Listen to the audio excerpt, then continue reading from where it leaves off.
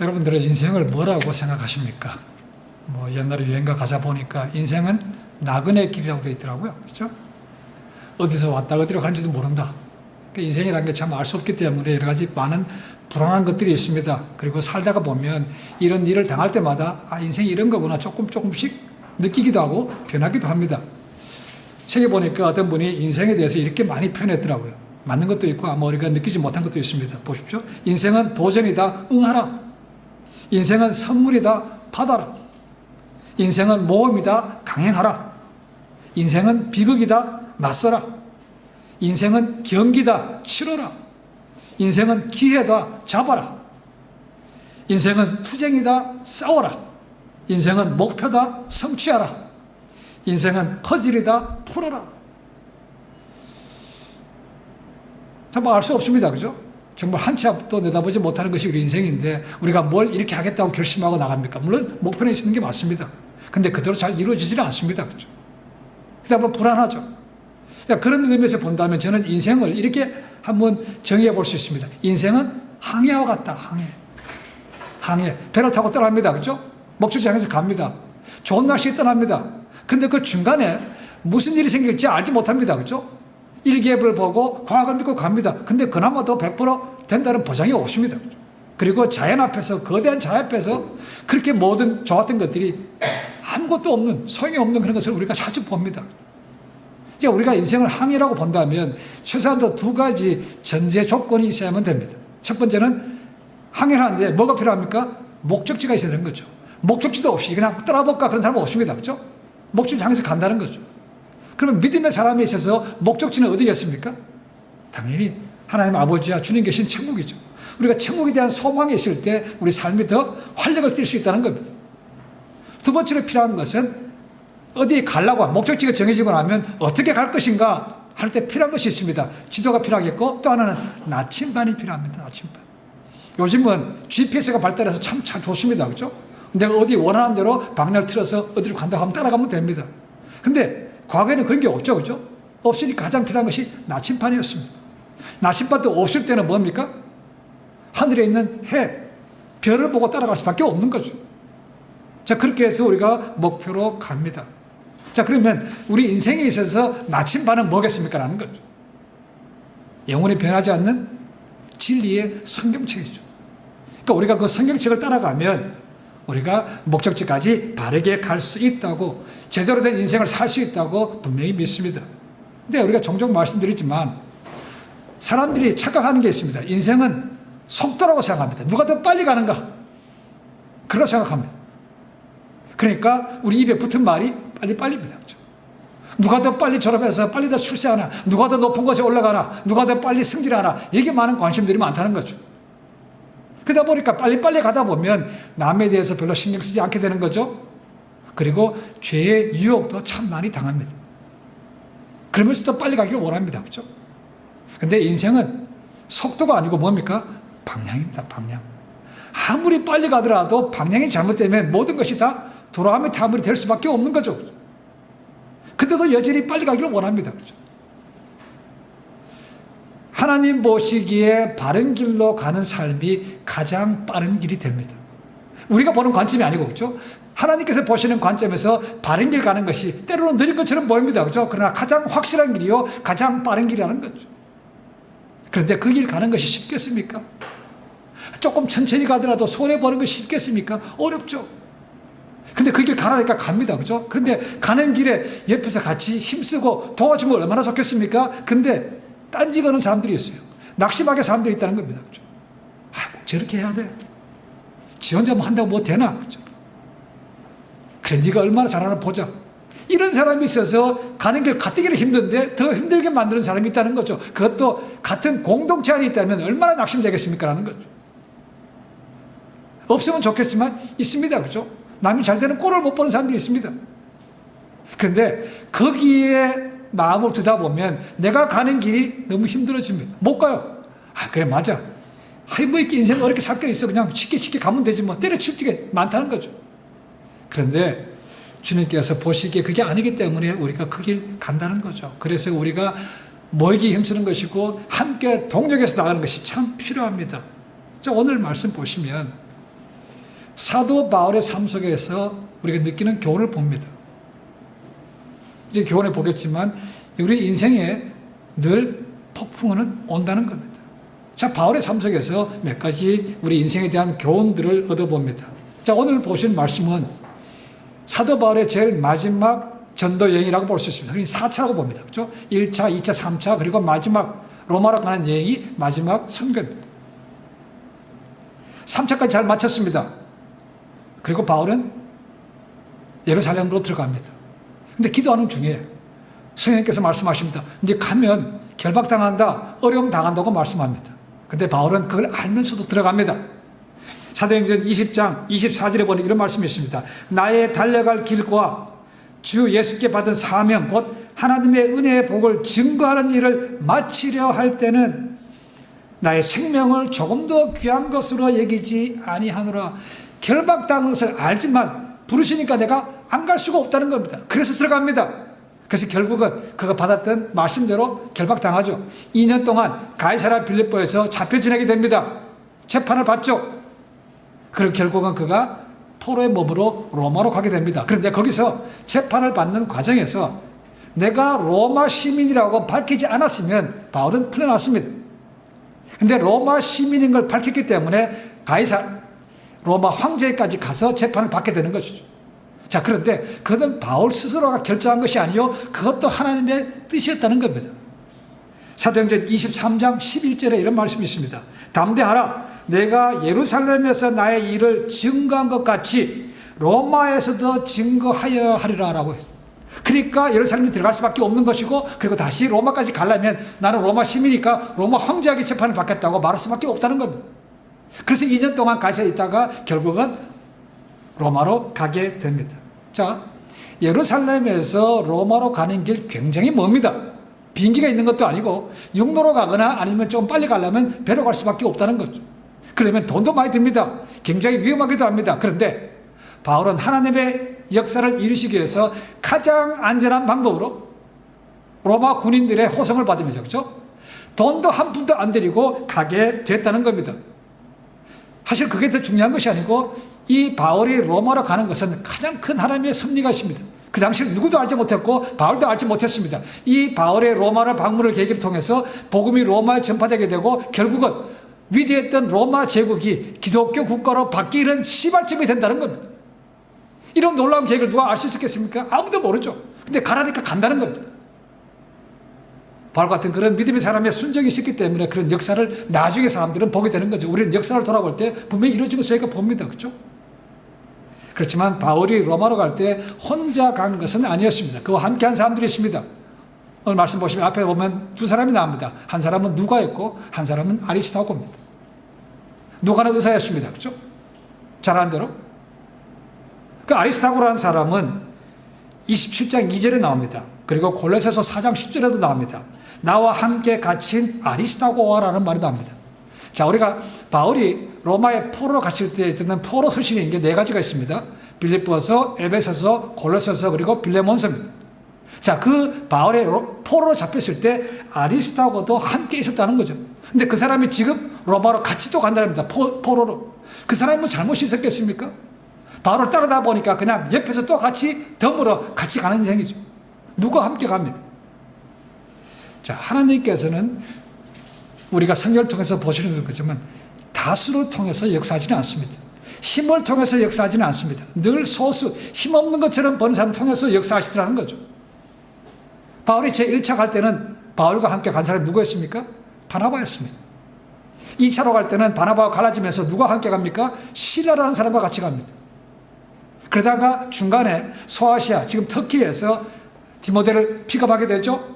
그리고 유럽으로 건너가기 전에 누가와 함께 갑니다. 어떻게 할 수 있는가? 거기 복수라는 개념이 나옵니다. 그리고 세 번째는 다시 누가와 함께 갑니다. 그리고 네 번째 갈 때도 누가와 아리스타고가 같이 가게 됐다는 거죠. 이 사람들은 바울의 동역자요. 바울과 어찌 보면 생사라 고락을 같이 하는 사람들입니다. 복음 때문에 같이 매인 사람들이죠. 자, 우리가 바울이 로마로 가는 여행 중에서 세 가지 교훈을 찾아볼 수 있습니다. 첫 번째, 믿음의 사람에게도 인생의 폭풍우는 온다는 겁니다. 바울이 누굽니까? 하나님의 부름받고 특히 이방인에게 복음 전한 사람 아닙니까? 얼마나 많은 사람들을 주님 앞으로 인도했습니까? 얼마나 많은 교회들을 가장 중요한 거점에 세웠습니까? 근데도 그런 사람이 하나님의 말씀에 따라서 복음 전하러 로마까지 가는데도 풍랑이 오더라는 겁니다. 이런 것 좀 안 왔으면 좋겠는데. 내가 가고자 하는 것도 아니고 하나님께서 보내시는데 어찌 이럴 수가 있습니까? 라고 탄식할 수 있습니다. 그죠? 근데 현실은 온다는 겁니다. 이 바울이 타고 가는 배에 중요한 사람이 있습니다. 바울은 포로기 때문에 사실은 별 볼일 없습니다. 그죠? 근데 중요한 사람이 있습니다. 로마 그 배 전체를 관리하는 백부장이 있습니다. 그 다음에 돈 많은 배 선주가 있습니다. 그죠? 그리고 경험이 많은 선장이 있습니다. 그 사람들에 비하면 바울은 아무것도 아니죠. 그런데 백부장은 카피 읽어보시면 바울이 로마 시민인 걸 압니다. 그리고 바울이 주변 사람들에게 끼쳤던 영향도 받기 때문에 바울을 잘 대접해서 어느 정도 자유도 줍니다. 이제 배를 타고 갑니다. 자, 복음서와 사도행전을 보시면 백부장, 그러니까 자기 밑에 100명의 부하가 있는 백부장이 꽤 많이 나옵니다. 요즘 얘기하면 중대장 정도 되는 거죠. 그죠? 근데 이름이 나온 것은 두 군데밖에 없습니다. 사도행전밖에 없어요. 10장에 보시면 이방인으로 처음으로 회심했던 고넬료가 있습니다. 고넬료스. 그 다음에 두 번째로 여기 나오는 사람입니다. 이름이 줄리어스, 율리오라는 사람입니다. 두 사람밖에 안 나와요. 그 중에 한 사람이 율리오입니다. 자, 이 사람들은 로마 총독에 있던 가이사라를 떠납니다. 그 다음에 시돈을 거쳐서 무라에 도착합니다. 그러니까 소아시아에, 지금 터키 지방이죠. 그 섬을 끼고 돌아가는 겁니다. 거기까지 갔다가 다시 중앙에, 지중해 중앙에 있는 크레테라는 섬으로 가게 됩니다. 거기 미항이라는 곳에 갑니다. 미항. 자, 거기서 일단 정박을 합니다. 자, 그 정박을 할 때가 언젠가 유대인이 금식하는 절기를 맞았다고 합니다. 자, 유대인들이 금식하는 절기가 언젠가 유대인들 가운데 달력으로 7월 10일이 무슨 날인지 아시겠습니까? 가장 중요한 날입니다. 대속죄일입니다. 속죄일이 이때 깼다는 거죠. 유대 달력으로는 7월 10일이지만 요즘 우리 달력으로 한다면 9월 중순, 9월 말, 10월 초까지 같이 연결됩니다. 그러니까 이때가 되면 사실 지중해 지나는 겨울로 접어들기 때문에 로마인들 포함해서 많은 뱃사람들은 이때가 지나고 나선 배 타고 가는 게 별로 좋지 않아 라는 걸 알고 있다는 겁니다. 바울이 무슨 뱃사람입니까? 무슨 선장입니까? 없죠. 근데 바울도 배를 탈 기회가 많았다는 거죠. 그래서 그런 경험을 통해서 지금은 떠나는 게 좋지 않다. 여기서 머무르자고 얘기합니다. 근데 바울이 한 얘기가 먹혀 들어갑니까? 안 먹혀 들어가죠. 백부장이 누구 말 믿겠습니까? 당연히 경험 많은 선장의 말을 믿는 것이고 또 선주는 여기서 오래 머물면 그만큼 비용이 많이 들어갈 거 아닙니까? 그러니까 비용이 적게 들죠. 빨리 옮겨갑시다라고 합니다. 그래서 미항을 떠나서 미항을 말 그대로 아름다운 도시입니다. 떠나서 베닉스로 가자고 얘기합니다. 얼마 먼지 않습니다. 이제 여기서 이제 문제가 생긴다는 거죠. 자, 그러면 왜 미항이라는 곳에서 그렇게 멀지도 않은데 거기서 머무르지 않고 피닉스로 가려고 그러는가? 이유가 있습니다. 자, 어차피 겨울을 날라그러면 오랫동안 몇 개월 동안 지나야 됩니다. 그러면 뱃사람들이 필요한 게 뭐겠습니까? 배에만 있으면 또 나가봤을 때 촌동네 아무것도 없다면 재미가 있겠습니까? 그러니까 미항이라는 것보다 피닉스가 간 이유 중에 하나는 뭐냐면 뱃사람들이 즐길 만한 것이 많다는 거죠. 향락 문화가 있다는 겁니다. 술집이 있고 여자들이 있기 때문에 글로 옮겨가자는 것이죠. 그래서 그들 결정에는 기왕 그런 거니까 기왕 좋은 데로 갑시다. 옮겨갔는데 이제 가면서 문제가 생기다는 거죠. 뭐가 문제가 생겼습니까? 갈 때는 멀쩡하던 날씨가 갑자기 변해서 유로굴로라는 풍랑을 맞는다는 거죠. 이 유로굴로라는 것은 유로스라는 단어와 아퀴라라는 단어가 합해진 겁니다. 유로스라는 것은 동풍이고 아퀴라라는 것은 북풍입니다. 그러니까 동북풍이 불어오더라는 거죠. 이 그레데 섬에 아이다라는 큰 높은 산이 있습니다. 그 산에서부터 밤낮이 기온이 바뀌게 되면 거기서 풍랑이 불어오는 거죠. 갈릴리 바다와 같은 겁니다. 갈릴리 호수지만 엄청나게 센 바람이 불어가지고 제자들이 죽을 거 하는 거 아닙니까? 그죠? 그렇게 바람이 불면 큰 배라도 견디지 못할 감당기 어려운 풍랑이 왔다는 겁니다. 자, 하나님의 사명을 띠고 로마로 가는 중에 바울이 탄 배에도 결국은 풍랑이 왔더라는 거죠. 바울의 말을 들었으면 그런 문제가 안 생기지만 바울이 힘이 있습니까? 그죠? 경험이 많은 사람, 돈 많은 사람, 힘 있는 사람 말을 들을 수밖에 없는 거죠. 그러니까 바울의 모든 의견은 그냥 묵살만 되는 겁니다. 속된 말을 하면. 그래서 풍랑을 맞이하게 됩니다. 바울은 이런 경험들을 갖다가 고린도후서 1장 8절에 보시면 야 얼마나 심했던지 살 소망도 끊었다고 말합니다. 죽을 줄 알았다. 죽을 줄 알았어. 그런데 그걸 겪고 나서 하는 말이 뭔가 고린도후서 1장 9절에 보면 이런 말씀이 있습니다. 이는 우리로 자기를 의뢰하지 말고 오직 죽은 자를 다시 살리시는 하나님만 의뢰하게 하려 함이라는 거죠. 당연히 바울과 같은 믿음의 사람이 있으면 그게 안 오는 게 맞는 거죠. 그죠? 근데 온다는 겁니다. 근데 이유가 뭡니까? 네가 네 자신을 얻지 말고 네 능력을 믿지 말고 하나님을 믿게 하기 위해서 이런 풍랑을 주신다는 겁니다. 우리는 이런 풍랑이 있기를 원치 않습니다. 나는 이거 없어도 믿음의 길 잘 갈 수 있습니다. 근데 그렇습니까? 아니죠. 좋은 일만 생기다 보면요 점점 멀어지게 되어 있다는 것입니다. 그러니까 한 번씩 흔들어지면 정신 차리고 주님께로 온다릅니다. 그래서 인생의 풍랑이 옵니다. 그 풍랑의 목적은 우리를 하나님만 더 바라볼 수 있도록 만들기 위해서 그런 풍랑을 주신다는 거죠. 그러니까 우리도 기억하셔서 풍랑이 오면 아이고 하나님 어찌 왜 이런 질문보다는 하나님 다시 나를 주님께로 향하게 하시는구나 라고 감사한다면 우리 삶의 여러 가지 많은 방향에서 문제도 해결되고 삶의 퀄리티도 달라질 줄로 믿습니다. 자, 믿는 사람에게도 풍랑은 옵니다. 두 번째로 뭡니까? 풍랑 속에서 가장 귀한 것이 뭔지 깨닫게 하시더라는 거죠. 우린 그냥 살 때는 눈에 보이는 게 좋은 거 아닙니까? 그죠? 돈도 많았으면 좋겠고 좋은 차, 명품들 가졌으면 좋겠습니다. 그런데 풍랑이 오면요 그 가치관이 달라집니다. 죽을 때 위기가 닿으면 가장 중요한 것이 뭐겠습니까? 생명입니다. 생명. 평상시에는 재물, 명예, 인기 다 좋습니다. 그죠? 그런데 죽을 때가 되면 뭡니까? 생명이 가장 중요한 거 아닙니까? 뭐니 해도 머니가 아니고 그때가 되면 생명이라는 거죠. 아무리 좋은 거 가졌지만 지금 죽으면 무슨 소용이 있습니까? 지금 배에 탄 사람도 마찬가지입니다. 자, 이제 로마로 가면 백부장은 자기 일 다 하니까 좀 휴식 취해야지. 선장은 이걸 저기서 좀 떼돈 벌어야지. 그죠? 선장도 돈 많이 벌 거 아닙니까? 그죠? 다 다른 꿈이 있다는 거죠. 그런데 이 풍랑이 오니까 다 바뀌었어요. 아이고, 사람은 남게 하옵소서 이게 아닙니까? 그죠? 살아야 돼.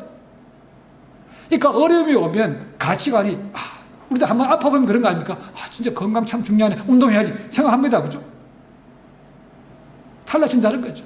하나님께서 가장 중요한 것이 모든 사람의 생명이라는 거죠. 바울도 생명이 중요한 것이죠. 근데 바울이 함께 탄 다른 사람의 생명도 중요하다고 하나님께서 바울에게 알게 하셨다는 거죠. 그래서 이 배에 탄 사람 총 270 몇십 명이 다 같은 공동 운명체로 함께 움직이게 된다는 거죠.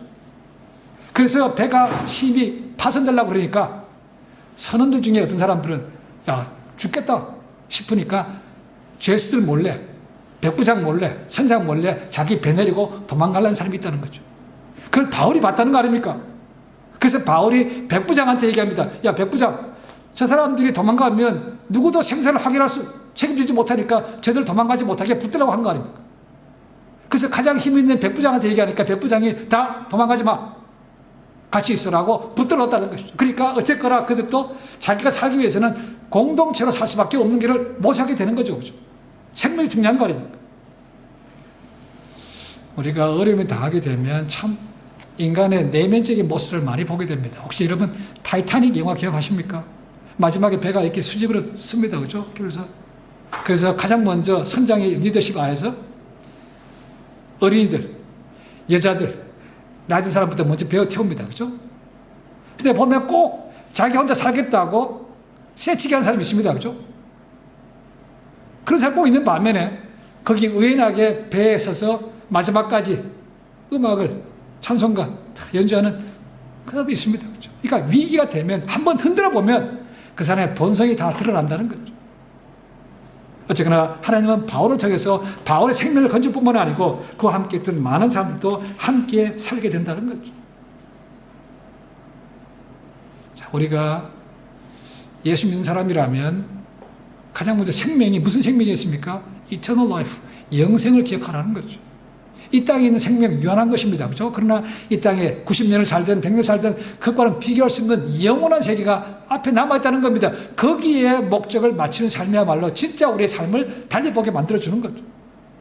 아니, 금방 죽고 살 것이라면 지금 있는 거 내가 필요한 것, 가장 좋은 거 구하면 됩니다. 내 마음대로 살면 됩니다. 근데 그 다음에 영원한 삶이 남았기 때문에 거기에 초점 맞은 삶이 아니면 낭패인 거죠. 그죠? 그래서 풍랑 가운데 인생에 어려움이 오면 더 주님 무시해야지. 그리고 영생 바라보고 영원한 거 사모야지 라고 삶의 방향이 바뀌게 된다는 겁니다. 세 번째로는 풍랑 속에서 새로운 리더십이 세워진다는 겁니다. 자, 인생의 풍랑은 고통스러운 것이지만 그 풍랑을 통해서 뭐가 옳고 뭐가 그런지를 보여주시고 새로운 리더가 세워지게 한답니다. 자, 바울 누구 기억하겠습니까? 포로 가운데 한 명이에요. 그죠? 중요한 사람은 백부장, 선장, 선주입니다. 굵직굵직한 사람이 가장 리더십을 갖고 있는 거지만 어려움이 오니까 그 리더십이 바뀌더라는 거죠. 자연스럽게 백부장에서 선정에서 선장에서 어디로 갑니까?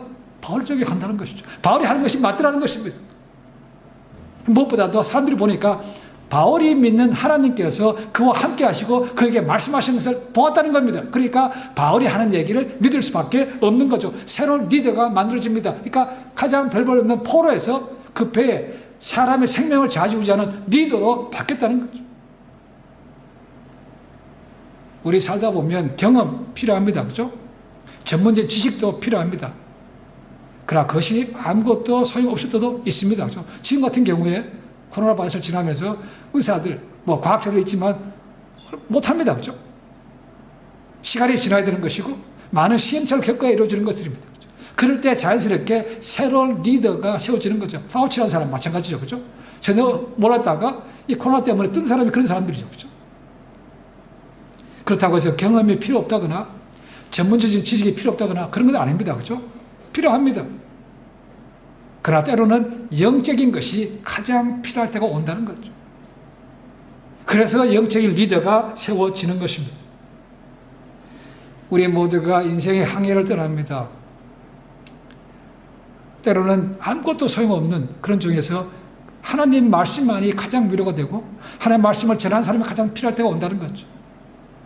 아모스 선지자가 하신 말씀이 있습니다. 너희가 때가 되면 기근이 온다는 거죠. 그 기근은 배고파서 먹을 양식이 없어 기근이 아니고 뭐에 대한 기근입니까? 말씀에 대한 기근이 온다는 거죠. 지금 오늘 얼마나 많은 사람들이 그 말씀을 전합니까? 유튜브에 들어가면, 인터넷에 들어가면 자기가 원하는 음성들, 소리들 마음껏 들을 수 있습니다. 그죠? 그런데 그렇게 많이 있지만 정작 필요할 때가 하나님의 말씀이 이건 아닌데 할 때가 온다는 겁니다. 지금 이 어려운 풍랑 속에서 죽을 똥 살 똥 그런 속에서 하나님의 말씀을 전하는 그 사람, 그 바울이 자연스럽게 리더가 되게 하신다는 거예요. 바울이 하는 게 무엇입니까? 내게 말씀하시던 그 하나님의 약속이, 그분의 말씀이, 약속이 나는 그대로 이룰 줄 믿는다. 여러분들 믿으십시오 라고 했다는 것입니다. 그것이 먹혀들어가는 것이라는 거예요. 그러니까 바울이 한 말이 백부장보다 누가 한 말보다 가장 능력의 말씀으로 사람들이 저 사람 믿으면 뭐가 될 것 같아 라는 기대가 생긴다는 거죠. 그래서 리더가 바뀌었다는 거 아닙니까? 그 중에서도 하나님께서 바울에게 찾아오셔서 그 풍랑 중에서 오셔서 말씀하십니다. 첫 번째로 보니까 두려워하지 말고 하나님 믿도록 그들에게 말을 전하라는 거죠. 두 번째로 말씀 보니까 바울에게 소명을 주었다는 겁니다. 자, 너는 로마까지 가서 복음을 전파한다는 겁니다. 그러니까 로마까지 가서 복음을 전파한다는 것은 바울이 살아남아야 될 거 아닙니까? 죽으면 복음 못 전하는 거죠. 그죠? 그 말을 확실히 줍니다. 세 번째는 다른 사람의 생명도 다 너 손에 달려있다. 그러니까 네가 할 수 있는 제대로 막으라는 것입니다. 그래서 선원들, 자기들 몰래 도망갈 때 도망가지 못하도록 막아달라고 얘기한 것이죠. 그죠? 이런 것이 하나님께서 그 풍랑 중에도 오셔서 바울을 위로하시던 말씀입니다. 그 바울을 했던 말씀이 결국은 배에 있는 모든 사람들에게 소망을 주는 말씀이 된 것이죠. 그래서 276명이 이제는 한 공동체 되어서 한 마음을 움직이기 시작합니다. 그리고 다 잃지는 않았지만 섬에 걸리게 되고 들어가서 한 명도 죽지 않고 다 삽니다. 44절에 이렇게 되어 있습니다. 그 남은 사람들은 널 조각 혹은 배 물건에 의지하여 나가게 하니 마침내 사람들이 다 상륙하여 구원을 얻으니라. 할렐루야. 다 살았다는 겁니다. 한 명도 안 죽었어요. 하나님께서 바울을 찾아오실 때가 언제 있습니까? 배가 침몰할 수밖에 없는, 배가 침몰했던 그런 풍랑의 때가 아닙니까? 그죠? 그것도 밤이었습니다. 그런 때 하나님께서 바울을 찾아오셔서 바울에게 소망을 주실 말씀을 줬다는 거죠. 위로의 말씀을 주셨다는 거죠. 약속의 말씀을 주셨다는 겁니다. 그렇다면 바울을 찾아오신 하나님께서 믿음의 사람 우리에게도 오시지 않겠습니까? 라는 거죠. 하나님은 바울의 하나님만 되십니까? 아니죠. 우리 모든 믿는 사람의 아버지가 되신 분 아닙니까? 그러니까 우리도 인생의 풍랑을 만나고 어떻게 갈지 모를 때, 힘이 없을 때 찾아오셔서 우리의 위로를 주신다는 거죠. 고통 가운데 오십니다. 음모가 핍박할 때 찾아오십니다. 억울해서 잠을 잘 이루지 못할 때도 찾아오십니다. 걱정이 많아서 시기도 없을 때도 찾아오셔서 우리에게 위로의 말씀을, 소망의 말씀을 주신다는 거죠. 풍랑 인생이 싫은 거지만 어쨌거나 왔을 때 그렇게 따져야, 그래 하나님과 더 가까이 가는 시간을 가져야 이런 하나님의 은혜를 경험할 수 있다는 거죠. 이런 좋으신 하나님을 늘 바울은 경험했습니다. 그리고 그 하나님을 찬양하는 삶을 살았습니다. 고린도후서 1장 3절 4절에 바울의 이런 고백이 있습니다. 찬송하리로다. 그는 우리 주 예수 그리스도의 하나님이요 자비의 아버지시요 모든 위로의 하나님이시며 우리의 모든 환난 중에서 우리를 위로하사 우리로 하여금 하나님께 받는 위로로서 모든 환난 중에 있는 자들을 능히 위로하게 하시는 이로다. 자, 우리를 위로하시고 건져주시는 이유가 나만 건져받는 게 아니고 뭐라고요? 주변에 그런 사람들에게 똑같은 위로를 주라는 것입니다. 그래서 먼저 우리로 하여금 구원받게 하시고 위로받게 하시고 성받게 하시는 거죠. 이게 간증하면 된다는 것입니다. 그렇죠? 그러니까 똑같은 상황에서 경험 있는 사람의 말을 누구라도 잘 들을 수밖에 없죠. 아무것도 경험도 없는 사람 얘기 듣겠습니까? 그거는 머리로 한 얘기고 네가 뭘 알아? 근데 경험이 있는 사람 말하면 아 맞아 나도 저럴 수 있지라고 소망을 갖게 된다는 거예요. 그래서 바울의 리더십이 세워지는 거라고 볼 수 있습니다. 우리 주님, 너희가 나를 믿기만 하면 내 삶 가운데서 모든 풍랑 없게 해주마, 모든 어려움 없게 해주마 약속하셨습니까? 그런 약속 없습니다. 오히려 너희가 하나님 나라에 가려면 많은 환난도 겪어야 될 거라고 말합니다. 그리스도의 남은 고난의 육체를 내 몸에 채운다고 바울은 얘기합니다. 그렇죠?